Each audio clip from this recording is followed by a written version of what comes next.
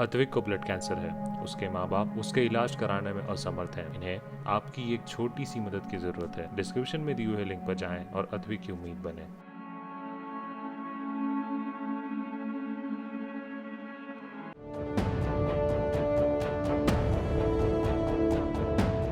पूर्वी लद्दाख में पिछले साल 5 मई से दोनों देशों के बीच जो तनाव शुरू हुआ था, उस वक्त 45 साल बाद दोनों देशों की सेनाओं के बीच हिंसक झड़प हो गई थी। उस झड़प में भारतीय सेना ने अपने 20 सैनिक गंवाए तो वहीं चीन के 40 से अधिक जवान मारे गए। इस झड़प के बाद दोनों देशों ने बातचीत के माध्यम से विवादों को सुलझाने की कोशिश की। कई दौर की वार्ताएं भी चली, जिसके बाद पैंगोंग लेक इलाके से सैनिकों की वापसी शुरू हुई। लेकिन अभी भी कई इलाकों को लेकर बातचीत जारी है और इसलिए भारतीय सेना के टॉप कमांडरों की बैठक अगले हफ्ते होनी है। इस बैठक में सीमा पर चीन की स्थिति को लेकर चर्चा होगी। यह बैठक ऐसे समय पर होने जा रहा है जब चीन की पीएलए लद्दाख के पास हरकत कर रही है। केंद्र सरकार के शीर्ष सूत्रों ने इंडिया टुडे को बताया है कि सभी 8 आर्मी कमांडरों की बैठक army chief general Manoj Mukund Naravane के नेतृत्व में होगी। यह मीटिंग 16 जून से शुरू होगी।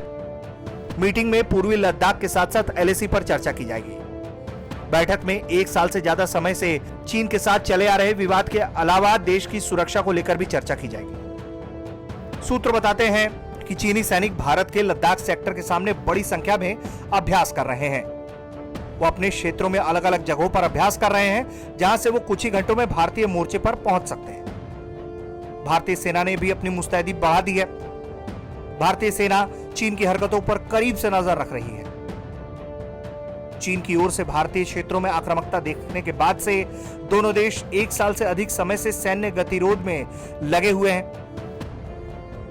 भारत ने चीन को करारा जवाब देते हुए चीन की हरकतों पर लगाम लगाने को 50,000 से अधिक सैनिकों और भारी मात्रा में हथियारों को तैनात किया हुआ है।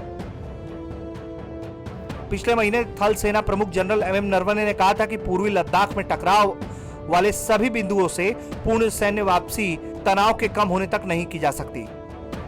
भारतीय सेना क्षेत्र में प्रत्येक आपात स्थिति के लिए तैयार है। जनरल नरवणे ने यह भी कहा था कि चीन से भारत सख्ती से निपट रहा है ताकि पूर्वी लद्दाख में अपने दावों की गरिमा सुनिश्चित की जा सके। और इसके साथ ही सेना लगातार कह रही है कि भारत इतने एडवांटेज पॉइंट पर जरूर है कि चीन अब भारत को चौंका नहीं सकता। ब्यूरो रिपोर्ट, भारत तक।